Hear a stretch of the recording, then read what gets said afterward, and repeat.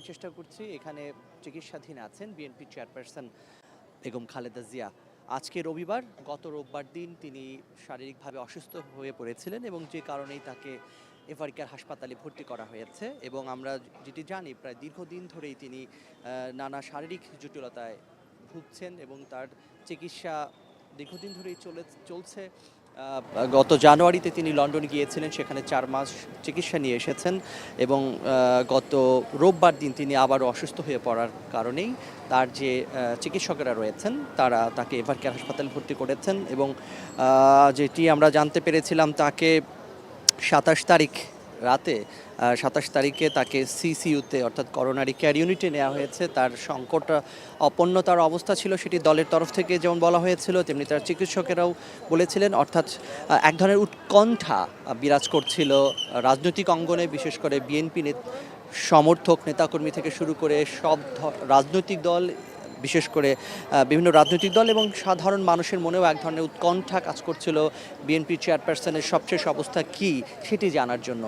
আমরা গণমাধ্যম কর্মীরা সেই তথ্যটি জানানোরই চেষ্টা করছিলাম গত কয়েকদিন ধরে। গতকালকেও আমরা এখানে যেরকম দেখেছিলাম যে বিএনপি নেতাকর্মীদের উৎসুক ভিড় এই হাসপাতালের সামনে ছিল, তবে আজকে সেটি অনেকটাই কম, কারণ দলের পক্ষ থেকে কড়া নির্দেশনা দেওয়া হয়েছে যাতে এই হাসপাতালের সামনে দলের নেতাকর্মীরা এসে ভিড় না করেন এবং পরিবর্তে তারা যেন যার যার অবস্থান থেকে তাদের দলীয় প্রধানের জন্য সুস্থতার জন্য দোয়া করেন, সেই রকম বার্তা দেওয়া হয়েছে। একটু খবর জানিয়ে রাখি যে গতকাল রাতে বিএনপি চেয়ারপারসনের ব্যক্তিগত চিকিৎসক বা তার যে মেডিকেল বোর্ড আছে তার সদস্য ডাক্তার এজেডএম জাহিদ হোসেন তিনি সংবাদ সম্মেলন করেছিলেন। তিনি জানিয়েছিলেন যে তার অবস্থা অপরিবর্তনীয় রয়েছে, অর্থাৎ গত 3-4 দিনের তুলনায় যেরকম ছিল তিনি সেরকমই রয়েছেন। তবে আমরা কিছুটা খোঁজ নেওয়ার চেষ্টা করেছি হাসপাতালের সূত্রে এবং দলের নেতাকর্মী সূত্রে, নেতাদের সূত্রে যারা বেগম জিয়ার পরিবারের সঙ্গে সম্পর্ক রাখেন কিংবা তার খোঁজ খবর রাখেন, এরকম কয়েকজন নেতার সঙ্গে আমাদের কথা হয়েছে। তারা যেটি জানিয়েছেন যে বিএনপি চেয়ারপারসন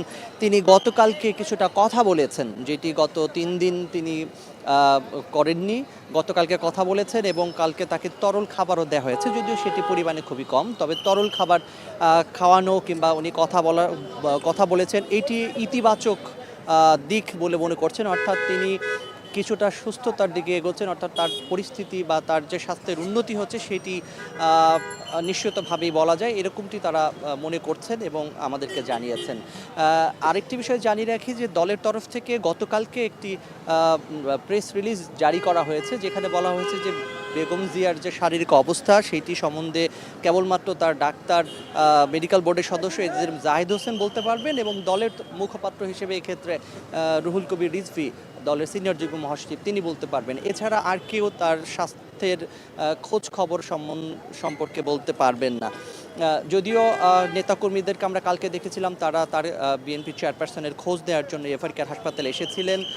আজকেও আমরা দেখেছি সকালবেলা এসেছিলেন, কিছুক্ষণ আগে গাজীপুর জেলা বিএনপির আহ্বায়ক ফজলুল হক মিলন তিনি এসেছিলেন।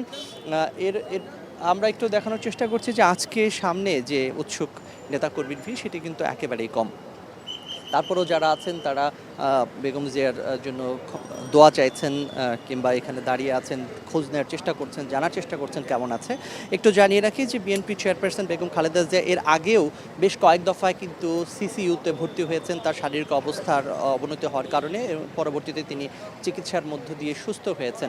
এবারও নেতাকর্মীরা মনে করছেন, বিশ্বাস করছেন তাদের চেয়ারপারসন আবারও সুস্থ হবেন, যে চিকিৎসাটি প্রয়োজন সেটি দেওয়া হচ্ছে এবং তাকে বাইরে নেওয়ার সিদ্ধান্তের কথা আমরা শুনতে পেয়েছি। গতকালকে ডাক্তার এজেডএম জাহিদ হোসেনও বলেছেন, বিএনপি মহাসচিব সংবাদ সম্মেলন গতকালকে বলেছেন যে তার প্রয়োজন যদি হয় সেক্ষেত্রে বিদেশে উন্নত চিকিৎসা নেওয়ার জন্য, বিশেষ করে তার লন্ডনে যেহেতু চিকিৎসা হয়েছিল সেই প্রস্তুতিও তারা নিয়ে রেখেছেন। এয়ার অ্যাম্বুলেন্স থেকে শুরু করে প্রস্তুত হওয়া থেকে শুরু করে ভিসা প্রক্রিয়া সব কিছুই তারা করে রাখছেন, এগিয়ে রাখছেন। অর্থাৎ তার শারীরিক অবস্থা যদি ভ্রমণ উপযোগী হয়, সক্ষমতা তিনি অর্জন করেন, তাহলে তাকে বাইরে নেওয়ার হতে পারে, সেটি দলের তরফ থেকে জানানো হয়েছে।